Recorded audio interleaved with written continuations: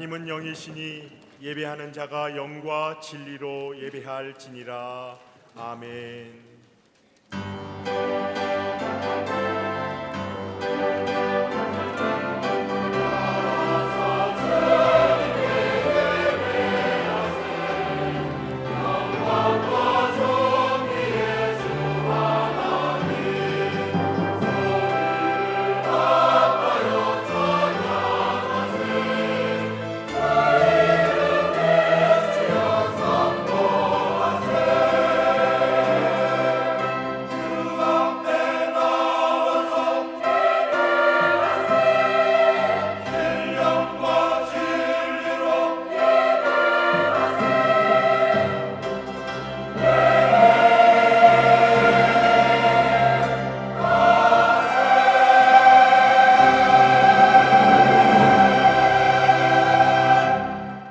영광과 존귀를 받으시기에 합당하신 하나님 아버지 참 감사합니다. 거룩한 주님의 날 주의 성전에 저희를 불러주시고 하나님께 정성을 다하여 예배드리게 하시니 감사합니다. 이 예배를 통해 하나님께는 영광이요 우리 모두에게는 한없는 기쁨, 주님이 주시는 은혜로 가득 차게 하여 주시옵소서. 또한 한 주간 주님이 주신 그 말씀 부여잡고 승리하게 하옵소서. 이 시간 예배드리는 모든 심령 위에 성령 하나님께서 임재하셔서 크신 은혜로 채워 주시옵소서. 예수 그리스도의 이름으로 간절히 기원하옵나이다. 아멘.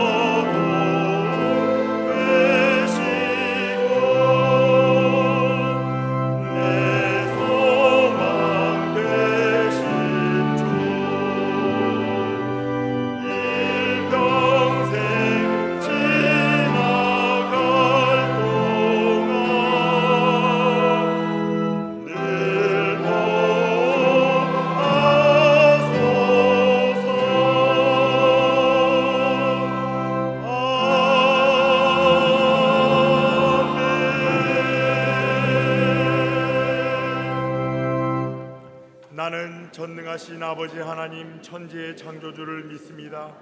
나는 그의 유일하신 아들 우리 주 예수 그리스도를 믿습니다. 그는 성령으로 잉태되어 동정녀 마리아에게서 나시고 본디오 빌라도에게 고난을 받아 십자가에 못 박혀 죽으시고 장사된 지 사흘 만에 죽은 자 가운데서 다시 살아나셨으며 하늘에 오르시어 전능하신 아버지 하나님 우편에 앉아 계시다가 거기로부터 살아있는 자와 죽은 자를 심판하러 오십니다. 나는 성령을 믿으며 거룩한 공교회와 성도의 교제와 죄를 용서받는 것과 몸의 부활과 영생을 믿습니다. 아멘. 성시교독은 교독문 42번입니다.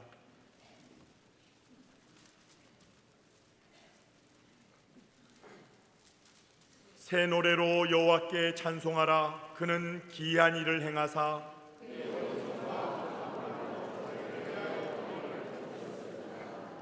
여호와께서 그의 구원을 알게 하시며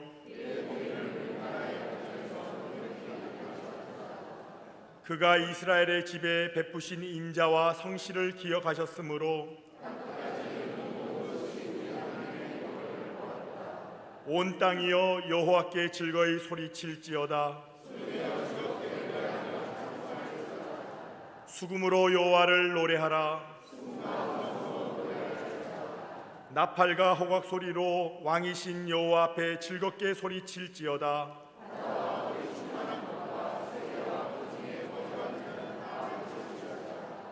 여호와 앞에서 큰 물은 박수할지어다. 산악이 함께 즐겁게 노래할지어다. 아멘.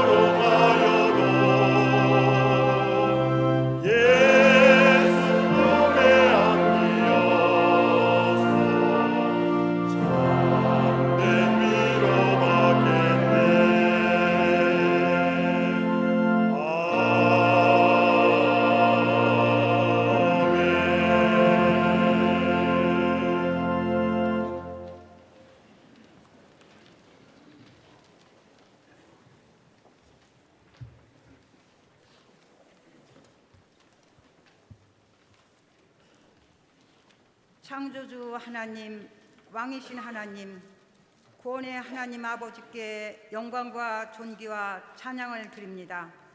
2014년 새해 삶을 허락하시고 1월 한 달을 은혜 안에 지켜 보호하심을 감사합니다. 오늘 2월 첫째 주일 하나님께서 친히 지명하여 너는 내 것이라 부르신 주님의 자녀들이 예배를 통해 하나님께 영광을 돌립니다. 지난 시간 하나님의 뜻보다 우리의 뜻과 생각이 앞서 행했던 것, 때로는 진실을 왜곡하고 거짓을 묵인했던 것 용서하여 주시옵소서.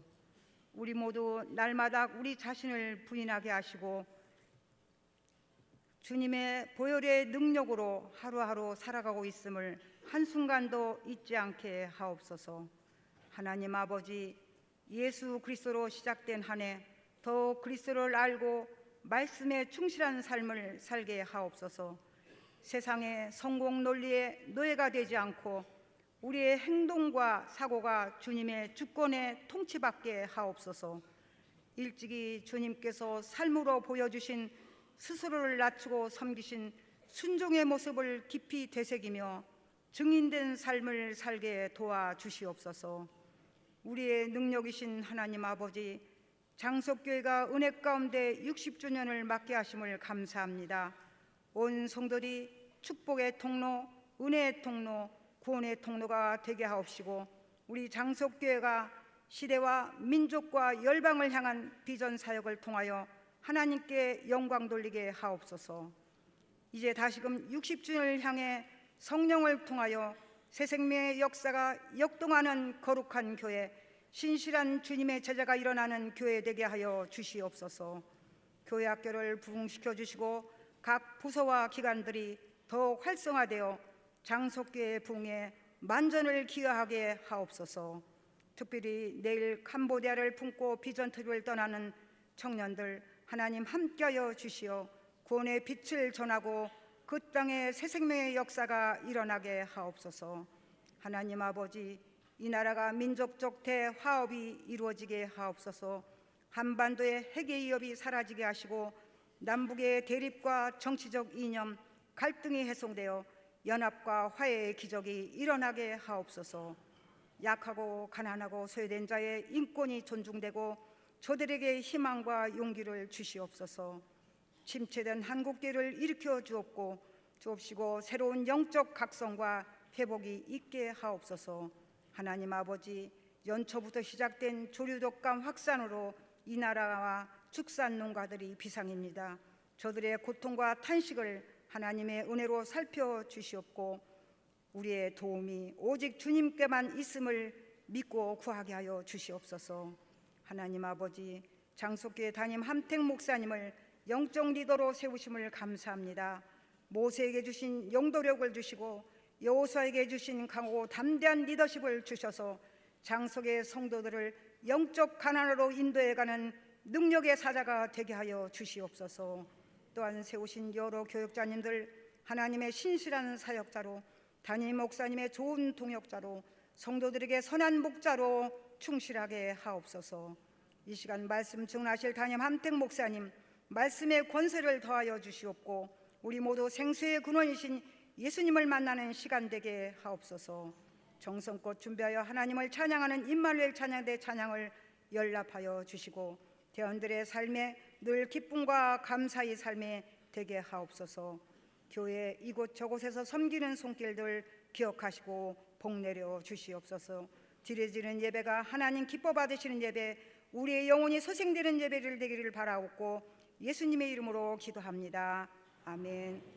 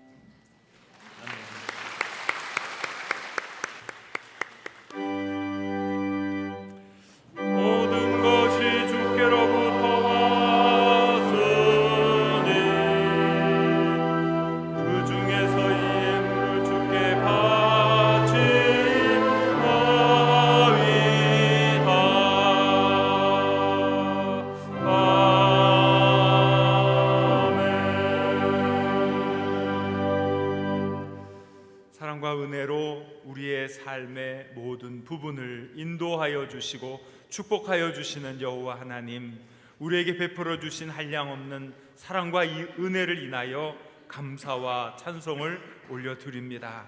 하나님 앞에 예배하는 저희들, 우리 귀한 정성 이 모양 저 모양 거룩히 구별하여 하나님 아버지 앞에 드립니다. 이 귀한 예물에 우리의 귀한 정성과 땀방울, 하나님을 사랑하는 마음, 주님의 교회가 부흥하기 원하는 간절한 소원이 함께 담겨 있사오니 이 귀한 예물 기쁘게 받아주시고 흠양하여 주옵소서. 말씀하시고 약속하신 것처럼 하나님께서 우리의 삶을 한량없는 축복과 은혜로 가득 채워 주옵소서. 감사를 드리며 예수님의 이름으로 봉헌 기도 드립니다. 아멘. 자리에 앉으시겠습니다. 우리 같이 인사하는 시간 갖겠습니다. 명절 잘 지내셨습니까? 함께 인사하겠습니다. 명절 잘 지내셨습니까? 고맙습니다. 네. 이렇게 명절 인사를 드리면서 한 가지 죄송스러운 말씀도 제가 드려야 될 것 같아요. 오늘 설 명절 연휴로 오늘 식당과 윗셈이 쉽니다. 죄송하게 생각하는데요. 우리 교우들이 이렇게 함께 헌신하면서 식당 봉사를 하는데 아마 긴 연휴 동안에 이제 그 가정에서 식사 준비하느라고 많이 바쁘시고 힘드셔서 우리 교회는 이렇게 설과 추석 연휴에 식당을 하지 않습니다. 죄송한 마음입니다. 그러나 여러분 사랑으로 이해해 주시고 또 함께 335 귀한 사랑을 함께 나눌 수 있기를 바랍니다. 우리 다음 주일은 제26회 선교 주일입니다. 주보를 꼭 참고해 주시고 또 기쁜 마음으로 잘 참여해 주시기 바랍니다. 세례 입교 안내도 주보에 나온 광고를 잘 참조해 주시면 감사하겠습니다. 청년부 캄보디아 비전 트립이 내일 떠나게 됩니다. 참 감사한 것은 우리 교우 가운데 한 분이 꿈속에 하나님의 음성을 듣고 청년부에 이렇게 헌금을 해라 하는 그런 꿈을 꾸고 우리 청년부 비전 트립에 헌금을 해주셨어요. 참 놀라운 일이에요. 그래서 이번에 캄보디아에서 놀라운 일들, 하나님의 역사가 일어나겠구나 하는 마음을 갖게 되었습니다. 또 우리 그 하대옥 원로 장로님께서 팔순 기념 잔치를 하지 아니하시고 그 기념 잔치 할 것을 장학 헌금으로 내어놓으셔서 우리 많은 학생들이 공부할 수 있도록 그들의 미래를 열어주는 너무나 귀하고 값진 일을 하셨는데 우리 하장로님을 위해서 한번 크게 박수로 팔순을 축하드립니다. 귀한 헌신 사랑에 감사합니다. 이게 뭡니까? 부흥하는 소리죠. 우리 교회가 사랑과 은혜 정말 넘치는 사건들이 계속 일어나고 있는 은혜의 현장이죠. 얼마나 고맙고 얼마나 감사한지 모르겠습니다. 다른 광고는 주보를 참고해 주시기 바랍니다. 오늘 군 입대하는 청년이 있습니다. 김상섭 집사님, 김소영 집사님 장남 김광희 군 앞으로 나와 주시기 바랍니다.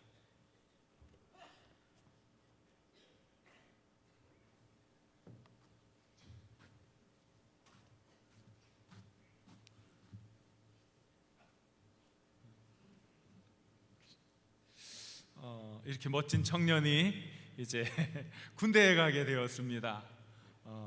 이 머리카락은 못 보겠네. 당분간 군대 가면 머리를 잘라야 되니까 말이죠. 그래요. 우리 귀한 청년입니다.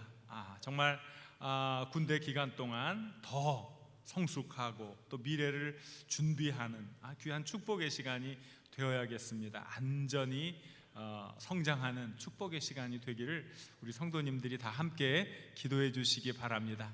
우리 함께 기도하겠습니다. 고마우신 하나님 감사합니다.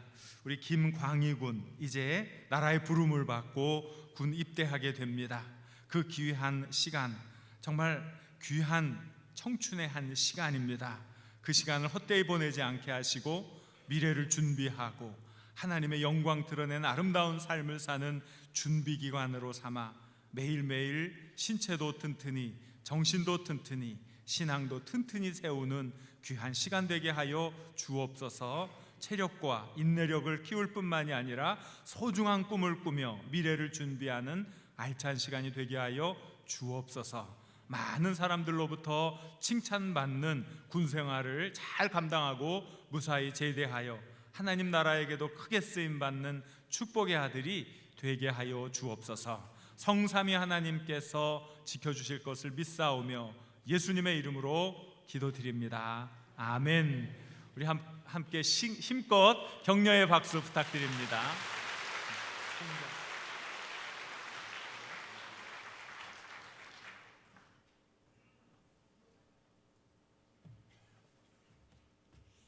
오늘 저희 교회 등록해 주신 분이 계셔서 함께 소개하고 환영하는 시간 갖겠습니다. 손양기 안수 집사님, 정석순 권사님께서 인도하신 양혜연 성도님 어디 계십니까? 잠깐 일어서 주시겠습니까? 고맙습니다. 또 한 가정이 계십니다. 윤기상 권사님, 이은창 권사님 인도하신 이신정, 김공덕 성도님 어디 계시죠? 잠깐 일어서 주실래요? 네, 고맙습니다. 우리 또 군에 입대하는 우리 청년과 한번 일어서 주시죠. 우리 하장로님 잠깐 일어서 주시겠습니까? 예, 고맙습니다. 예, 우리 이분들을 위해서 함께 축복하겠습니다. 여러분을 향하신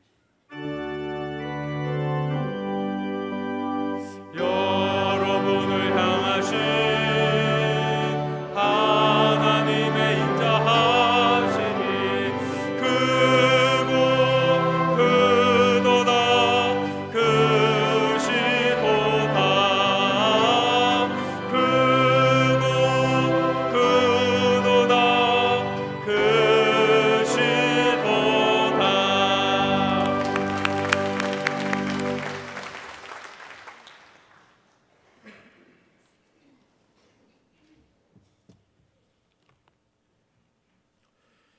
오늘 우리에게 주시는 하나님의 말씀은 구약성경 열왕기하 4장 1절부터 7절까지의 말씀입니다. 열왕기하 4장 1절부터 7절까지의 말씀입니다.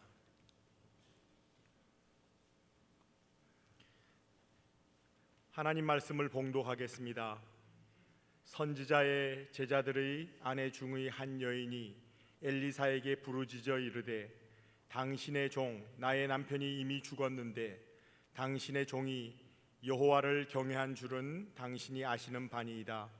이제 빚준 사람이 와서 나의 두 아이를 데려가 그의 종을 삼고자 하나이다 하니 엘리사가 그에게 이르되 내가 너를 위하여 어떻게 하랴? 내 집에 무엇이 있는지 내게 말하라. 그가 이르되 계집종의 집에 기름 한 그릇 외에는 아무것도 없나이다 하니 이르되 너는 밖에 나가서 모든 이웃에게 그릇을 빌리라. 빈 그릇을 빌리되 조금 빌리지 말고 너는 내 두 아들과 함께 들어가서 문을 닫고 그 모든 그릇에 기름을 부어서 차는 대로 옮겨 놓으라 하니라. 여인이 물러가서 그의 두 아들과 함께 문을 닫은 후에 그들은 그릇을 그에게로 가져오고 그는 부었더니 그릇에 다 찬지라. 여인이 아들에게 이르되 또 그릇을 내게로 가져오라 하니 아들이 이르되 다른 그릇이 없나이다 하니 기름이 곧 그쳤더라. 그 여인이 하나님의 사람에게 나가서 말하니 그가 이르되 너는 가서 기름을 팔아 빚을 갚고 남은 것으로 너와 내 두 아들이 생활하라 하였더라. 아멘.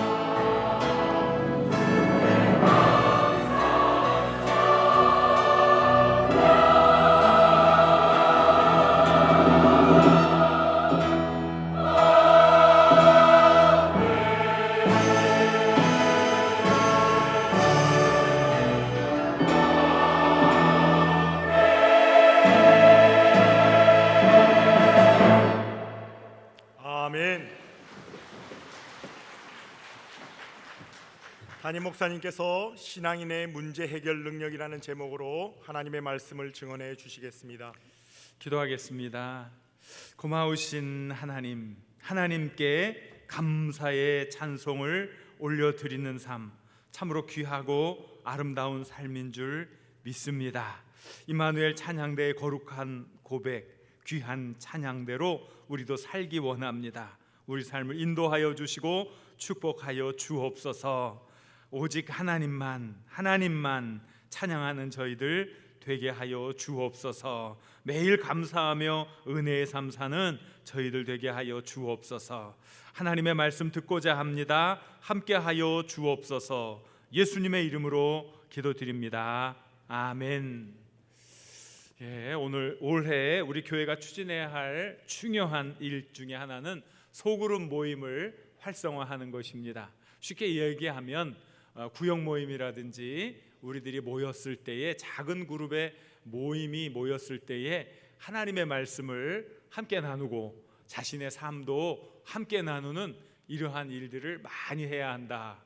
이것이 정말 중요한 일입니다. 결국 하나님의 말씀을 우리들이 매일 묵상하면서 그 하나님의 말씀을 통해 주신 교훈들을 우리 삶에 적용하고 함께 나누는 것, 이게 얼마나 중요한 일인지 모릅니다. 지난해 연말에 우리 구역 지도자들 이 일을 감당하기 위해서 우리 구역 지도자들에게 제가 오늘 이 말씀, 오늘 본문의 말씀을 드렸어요.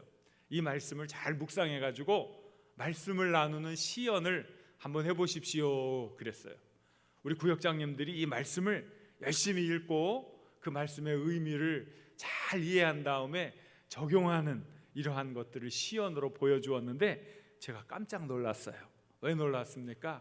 얼마나 말씀을 잘 이해하고 자신의 삶에 잘 적용하는지 그걸 나누는 모습을 보면서 정말 저는 기뻤습니다.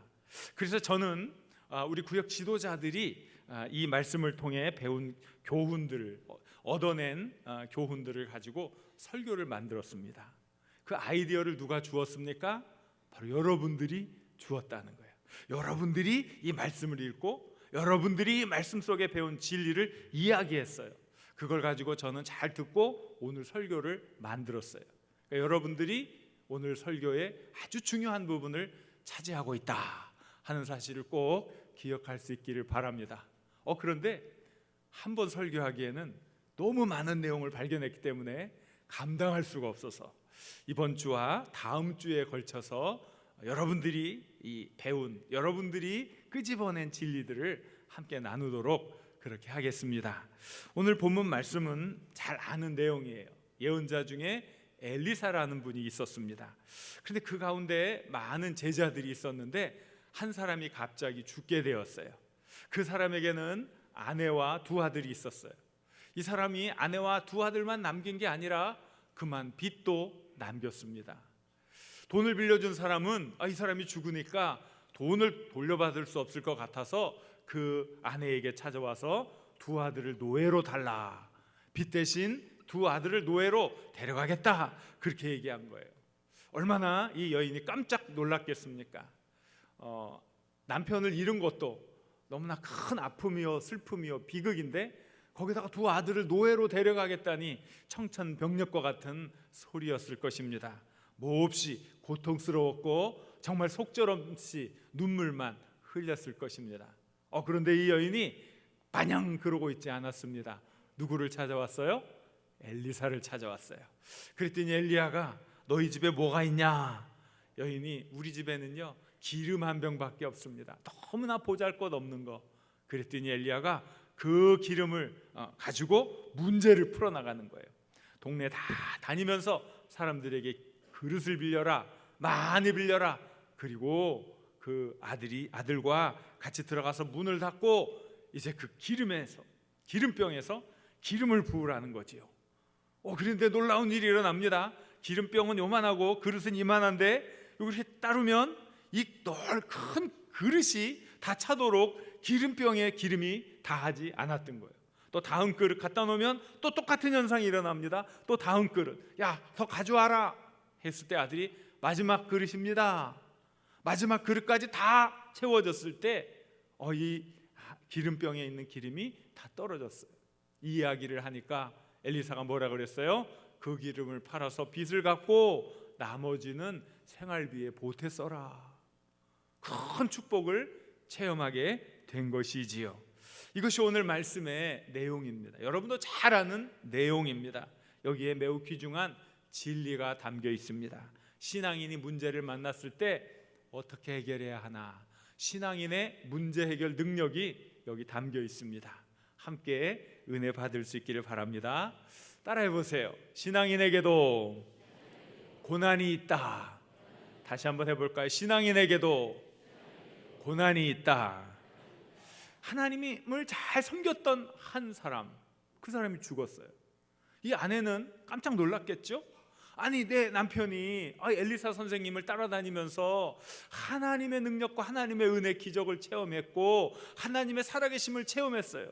내 남편이 집안일도 가끔은 좀 무시하면서 엘리사만 따라다니면서 하나님 일에 봉사하고 충성했는데 큰 축복이 와야 될 줄 알았는데 덜컥 죽어버리고 말았어요. 그리고 빚까지 남겨서 자녀들이 종으로 팔려가게 될 처지에 놓였던 거예요. 아니, 왜 하나님을 믿는데 이런 어려움이 왔습니까? 아니, 왜 예수님을 믿는데 나에게 이러한 고통이 왔습니까? 바로 그러한 일이 여기 이루어진 거예요. 우리가 많은 분들이 전도를 통해서 예수 믿고 복 받으세요, 예수 믿고 복 받으세요, 그 얘기를 듣고 예수 믿게 되었는데, 예수 믿으면 우리 모든 문제가 해결된다고 해서 교회에 왔는데 왜 나에게 이런 고통이 옵니까? 왜 나에게 이런 질병이 옵니까? 왜 사업이 잘 안 됩니까? 왜 자녀들의 문제가 자꾸 꼬이기만 합니까? 하는 질문을 할 수가 있어요. 왜? 이런 어려움이 실제로 우리 삶에도 있기 때문에 그렇습니다. 그러나 신앙인에게 닥치는 고난과 아픔에는 하나님의 특별한 섭리가 담겨 있습니다. 그를 사랑하시는 하나님의 계획이 있습니다.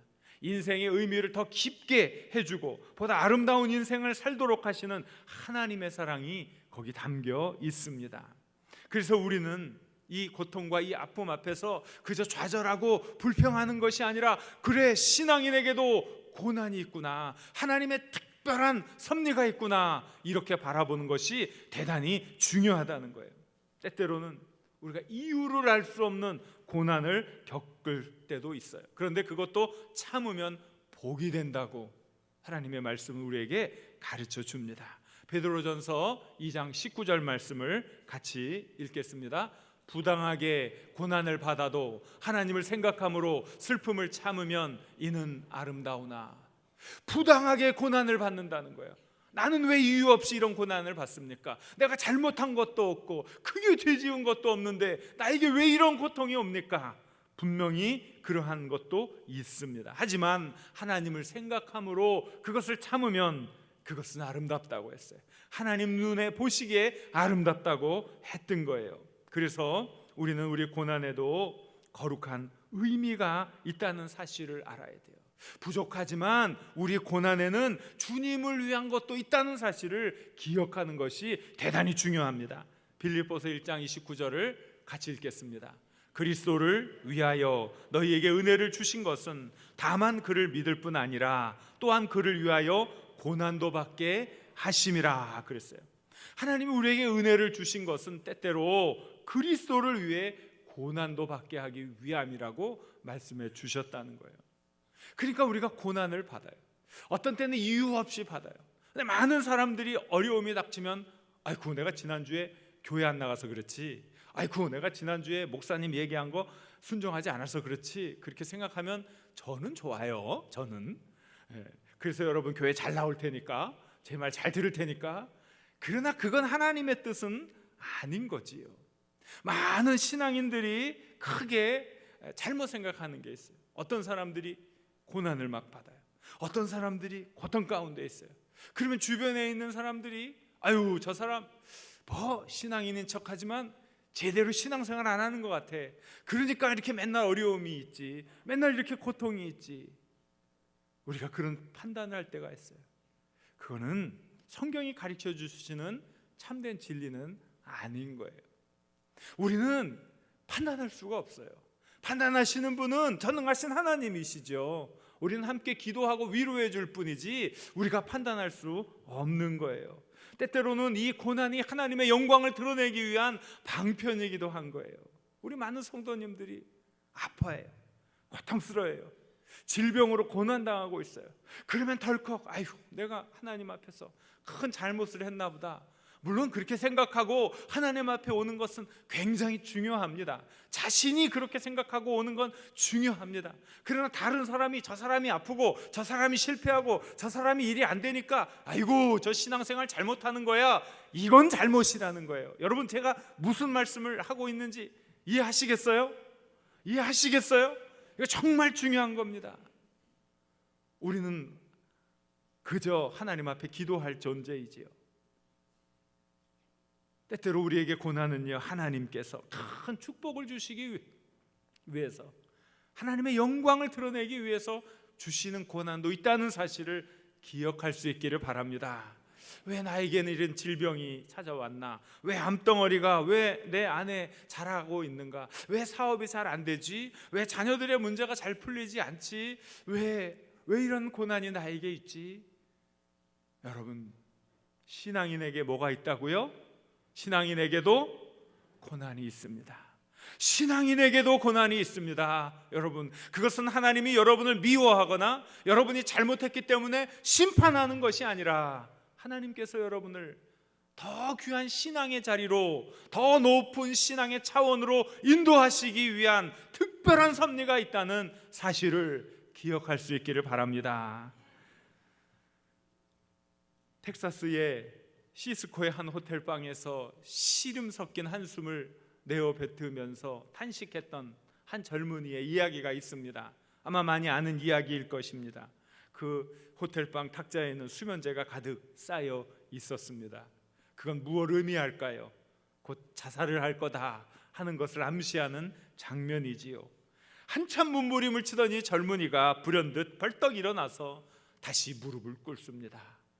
그리고 절박하게 하나님을 찾아 부르며 기도합니다. 하나님, 어릴 적 어머니께서 세상 사람들은 다 너를 잊어도 하나님만은 너를 잊지 않으신단다. 하나님은 너의 보호자요 요셉이란다. 언제나 이 사실을 기억하라 하는 것이 생각이 났던 거예요. 하나님, 제가 하나님을 잊고 하나님을 떠나 산 지가 너무 오래되었습니다. 지금 이 절박한 상황 속에서 제가 정말 제 목숨을 끊으려고 하는데 어머니가 저에게 말해주었던 이 말씀이 생각납니다. 하나님, 제가 피난처 되신 하나님을 너무나 오랫동안 잊고 살았습니다. 용서해 주십시오. 저를 다시 회복시켜 주십시오. 용기를 주십시오. 이 자살하고자 하는 악령의 세력으로부터 벗어나게 해 주십시오. 그 용기를 얻습니다. 힘을 얻습니다. 그 호텔 문을 박차고 나갑니다.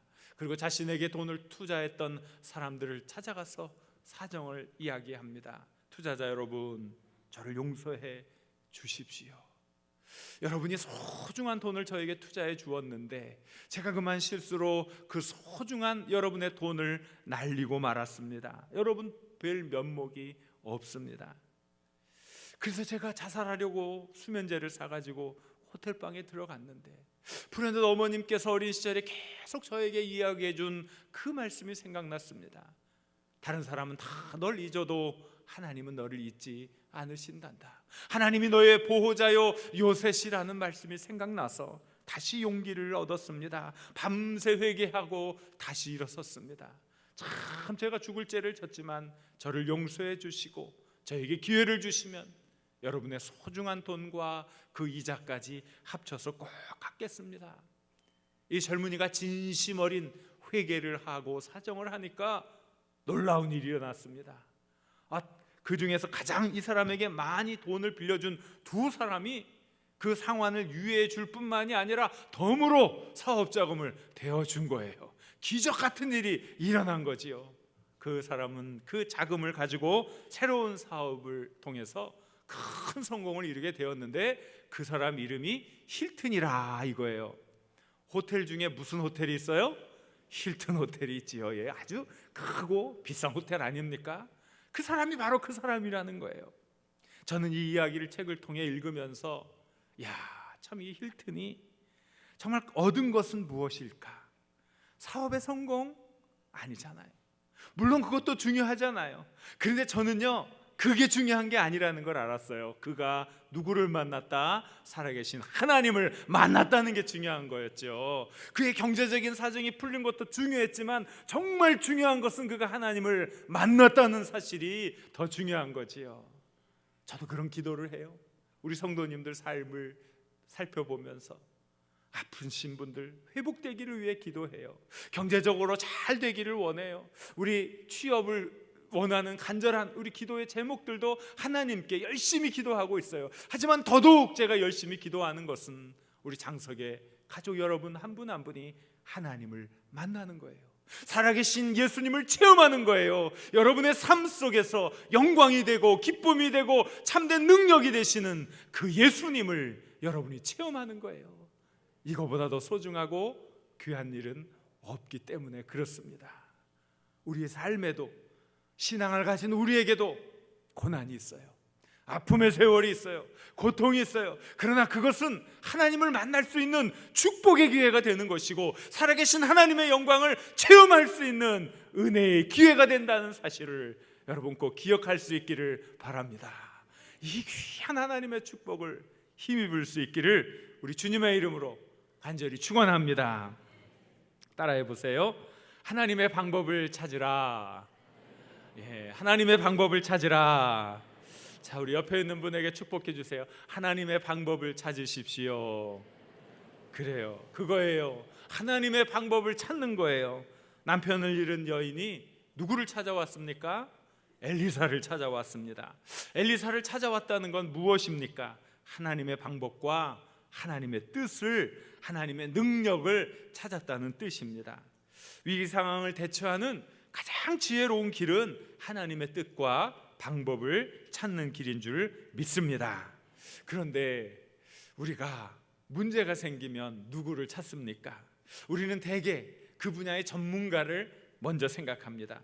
법률적인 문제라면 변호사를 생각할 것이고, 건강에 관한 문제라면 의사를 생각할 것입니다. 집을 사고 파는 문제라면 부동산 중개인을 생각할 것입니다.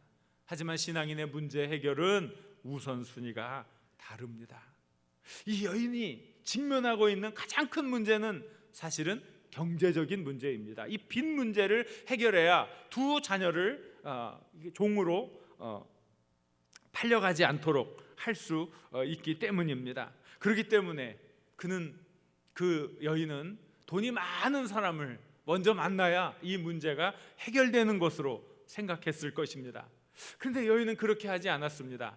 사실은 돈과는 전혀 무관한 하나님의 사람을 찾아갔습니다. 그런데 적임자를 만난 것이지요. 문제만 해결되었을 뿐만이 아니라 덤으로 큰 축복까지 누리게 되었던 것입니다. 이 하나님의 말씀이, 오늘 본문 말씀이 우리에게 가르쳐 주시고자 하는 진리가 무엇인지 아시겠습니까? 하나님이 모든 것의 주인이라는 사실입니다. 예수님이 모든 것의 주인이라는 사실입니다. 그래서 우리가 세상의 방법과 나의 어떤 경험이 중요한 것이 아니라 나의 모든 건 내려놓고 하나님을 바라볼 때 하나님께서 그 문제를 해결해 주신다는 능력의 말씀인 줄 믿습니다. 잠언 3장 5절 6절 말씀을 우리 같이 읽겠습니다. 너는 마음을 다하여 여호와를 신뢰하고 내 명철을 의지하지 말라. 너는 범사에 그를 인정하라. 그리하면 내 길을 지도하시리라. 하나님을 의지하면 돼요. 신뢰하면 돼요. 내 명찰을 의지하지 말라고 해요. 우리의 지혜, 우리의 경험을 의지할 것이 아니라 하나님을 인정하면 하나님께서 우리의 길을 인도해 주실 것이라고 하셨습니다. 여러분, 베드로가 예수님을 처음 만날 때의 장면을 한번 그려보세요. 잘 아실 거예요. 베드로가 하루 종일 그물질을 했지만 정말 한 마리의 물고기도 잡지 못했습니다. 하루 종일 그물질을 했다는 건 무엇을 의미합니까? 하루 종일 수고했기 때문에 기진맥진한 상태가 되었다는 거예요. 사람이 열심히 일을 해서 땀을 흘려도 소득이 있을 때 사람은 버틸 힘이 있는 거지요. 그래 밤새도록, 하루 종일 밤새도록 그물질을 했는데 얻지 못했다. 이때의 실망감은 정말 대단히 큰 것이라는 거지요. 그래서 이 사람이 이제 다음 날을 기약하고 그물질을 하고 있었다 이거예요. 근데 그때 예수님이 나타나요. 그리고 배를 띄우라는 거예요. 야, 세상 말로 환장할 노릇이지요. 왜 예수님은 꼭 그럴 때만 찾아오시냐 이거죠. 잘 생각해 보세요. 남의 일이라고, 베드로 일이라고 남의 일처럼 생각하면 안 돼요. 아니, 베드로도 기운 넘치고 이제 막 그물을 던지려고 하고 이럴 때 예수님이 찾아와서 배를 띄워라 하면 충분히 순종할 수 있을 거 아니에요. 그런데 밤새도록 정말 힘이 다하도록 다 기진맥진한 상태에서 이제 들어가야지, 빨리 씻고 들어가서 빨리 잠도 자고 줄인 배도 채우고 이래야지, 그러는데 배를 띄우라는 거예요. 예수님이 그렇게. 여러분, 이 상황에서 쉽게 순종할 수 있겠어요? 베드로라고 남의 일이라고 너무 그렇게 쉽게 생각하지 마세요. 참 어려운 일이에요. 그렇게 어렵고 힘든 때에 예수님이 오셔서 배를 띄우라고 그러는 거예요. 그리고 또 배를 띄우고 난 다음에 뭘 하는 게 아니라 또 설교를 하네요. 설교. 여러분, 제가 아무리 설교를 잘하고 천사의 말을 할지라도 설교가 길어지면 눈빛이 달라지고 눈초리가 가늘어지는 분들이 계시는데 말이죠. 그 피곤한 상태에서 예수님이 베드로의 배를 타고 또 설교를 하시는 거예요, 사람들한테. 야, 베드로가 이만저만 속상한 게 아니죠. 그리고 또 예수님이 저리로 또 깊은 곳으로 또 가자고 그래요. 또 열심히 노를 저어야 갈 수 있죠. 오른편에 그물을 내리래요. 글쎄, 제가 어제 다 해봤다니까요. 밤새도록 해봤다니까요. 여기 고기 없다니까요. 이게 베드로의 마음이 아니겠어요? 그 베드로가 뭐라 그러겠어요?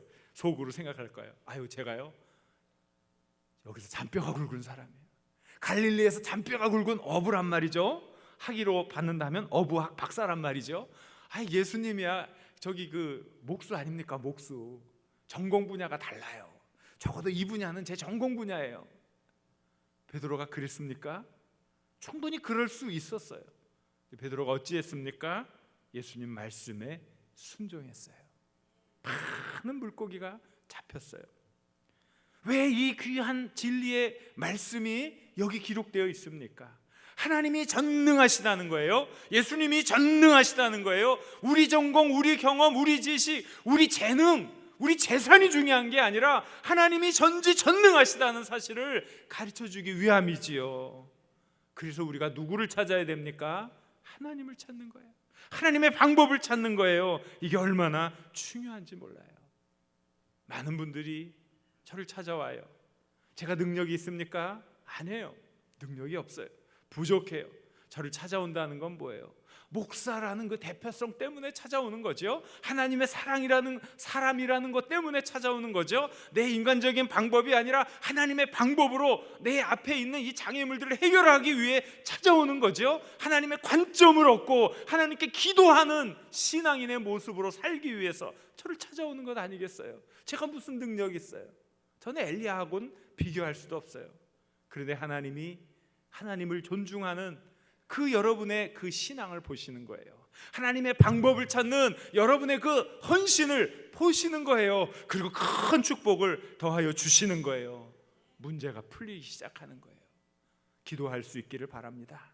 하나님의 방법을 찾을 수 있기를 바랍니다. 예수님이 마태복음 6장 30절에서 뭐라고 말씀해 주셨는지 아세요? 같이 읽겠습니다. 오늘 있다가 내일 아궁이에 던져지는 들불도 하나님이 이렇게 입히시거든 하물며 너희일까 보냐. 믿음이 적은 자들아. 이게 무슨 말씀입니까? 하나님이 책임져 주신다. 왜 걱정해? 왜 염려해? 왜 이렇게 믿음이 적어? 내가 책임져 준다니까. 이게 바로 하나님이 해주시는 말씀이에요. 여러분 편찮으십니까? 미래가 불확실하십니까? 하나님께 맡기시기 바랍니다. 하나님께 맡기시기 바랍니다. 하나님께서 다 해결해 주시고 축복해 주실 줄 믿습니다.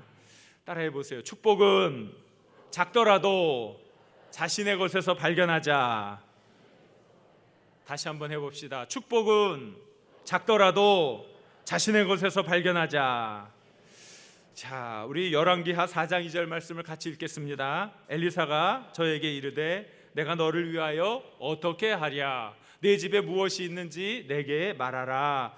그가 가로되 계집종의 집에 기름 한 그릇 외에는 아무것도 없나이다 하니 그랬어요. 기름 한 그릇 너무 보잘것 없어요. 하루 이틀 쓰면 아마 떨어질 그런 것이에요. 빚을 갚기에는 터무니없이 부족하게 작은 거예요. 그런 것들을 뭐라 그래요? 애들 말로 코딱지만하다고 그러잖아요. 아무 의미가 없다는 거 아니겠어요? 그런데 하나님은 그 작은 것을 축복의 씨앗으로 사용하신다는 거예요. 무시해도 좋은 그 작은 것을 가지고 큰 기적을 일으켜 주시는 분이 하나님이라는 거예요. 우리는 어떤 일을 할 때 너무 큰 것부터 기대하고 있지는 않습니까? 그리고 남이 가진 것이 크게 보이고 문제 해결에 중요하게 쓰일 것이라고 생각하고 있지는 않습니까? 무턱대고 남의 원조를 기대하고 있지는 않습니까? 그런데 하나님은 우리에게 이미 그 축복의 씨앗을 다 주셨어요. 그걸 우리가 보지 못할 뿐이에요. 그걸 축복의 씨앗으로 내어놓고 헌신할 때 하나님은 그걸 통해 놀라운 일을 이루시는 거예요. 미국의 어느 교회에서 고민이 있었어요. 교회 건물이 오래돼 가지고 보수공사를 해야 될 터인데 그 필요성이 분명한데 이게 재정적으로 부족했던 거예요. 교인의 수나 재정 형편으로는 도저히 감당할 수 없는 일이었지요. 그래서 사람들은 이야기를 해요. 아유, 이게 확장 공사를 해야 되는데요, 보수 공사를 해야 하는데요. 필요성은 이야기하면서 누구 하나 그 방법을 제시하지 못하고 있었습니다. 그런데 바로 그때 한 소녀가 아주 몇 푼 되지 않는 몇십 센트를 내어놓으며 말했습니다. 벌써 몇십 센트가 모였습니다. 이것이 씨앗이 되어 그 공사를 다 할 수 있을 것입니다. 한 소녀의 작은 돈이 그 공사가 다 끝날 때까지 넘치는 축복으로 확장되게 된 거예요. 이것은요, 이 한 소녀의 이야기만이 아니에요. 제가 전에 있던 교회에서 체험했던 놀라운 축복도 바로 그런 것이었어요. 엄청나게 큰 일들을 행할 수 있었던 거예요. 우리가 오병이어의 기적을 알지 않습니까? 예수님이 그 제자들, 그 많이 하나님의 말씀을 듣고 있던 자들을, 배고파 있는 그 자들에게 정말 주기 위해서, 그들의 배고픔을 해결해 주기 위해서 제자들에게 물었을 때 제자 중에 200데나리온 갖고 모자랄 겁니다. 큰 돈의 액수를 얘기했어요. 그런데 그 문제를 어떻게 해결합니까? 한 소년이 가져왔던 도시락이었어요. 작은 빵 5덩어리, 물고기 2마리, 한 소년의 도시락. 그거 하나님 앞에 내어놓으니까 예수님이 그것을 가지고 축복 기도를 하십니다. 그리고 떼어주는데 모자람이 없이 모든 이들이 배불리 먹고 12광주리가 남는 놀라운 축복을 체험하게 된 것입니다. 이게 무엇입니까? 그 소년 축복의 씨앗을 드린 거예요. 헌신하는 마음으로 드릴 때 기적이 일어난 거예요. 작은 것이 문제가 아니라 헌신하는 마음이 문제였던 거예요. 우리가 가지고 있는 소중한 태도가 가장 중요한 것이었어요. 우리가 물론 헌금을 많이 함으로 주님의 나라 확장에 기여할 수가 있어요. 그러나 꼭 헌금을 많이 해야만 교회가 제대로 돌아가는 것은 아닌 것이지요. 우리의 재정 상태가 어려우면 기도를 통해서 교회를 도울 수 있어요. 따뜻한 말 한마디를 통해서 옆에 있는 교우들에게 무한한 위로와 격려를 해줄 수 있습니다. 교회에서 설거지를 하고 청소를 하고 그 작은 수고, 작은 땀방울을 통해서도 이 교회에 큰 활력을 불어넣어 줄 수 있다는 거예요. 비록 작지만 그 작은 것이 축복의 씨앗이 되는 거지요. 하나님은 모든 것을 다 가지고 계신 분이시지요. 하나님은 우리의 그 작은 정성을 보기 원하시지요. 애초부터 모든 것의 주인은 하나님이시니 우리가 무얼 그걸 가지고 이렇게 저렇게 이야기하겠습니까?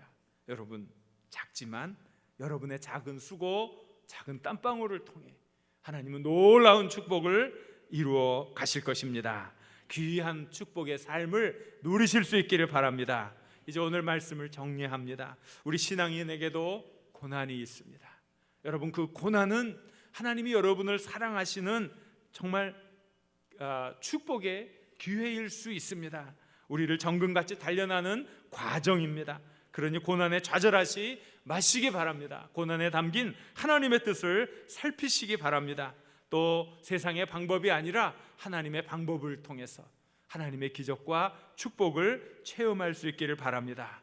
하나님께 대한 절대 믿음을 가지고 나아갈 수 있기를 바랍니다. 축복의 씨앗은 이미 자신에게 있습니다. 그것을 발견하시고 그것을 통해 놀라운 은혜를, 놀라운 기적을, 놀라운 축복을 누리시기를 우리 주님의 이름으로 간절히 축원합니다.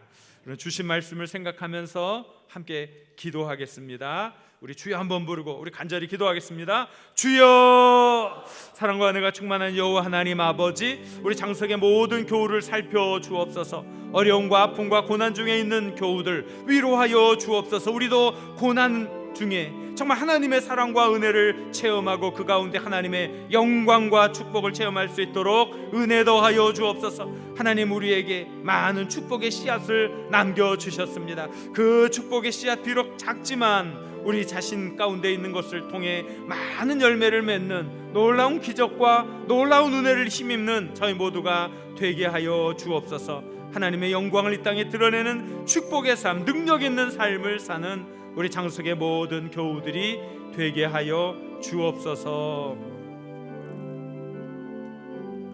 예수님의 이름으로 기도드립니다. 아멘. 우리 다 함께 일어나셔서 옆에 계신 분들에게 하나님의 방법을 찾으십시오 하겠습니다. 하나님의 방법을 찾으십시오. 449장 함께 부르겠습니다.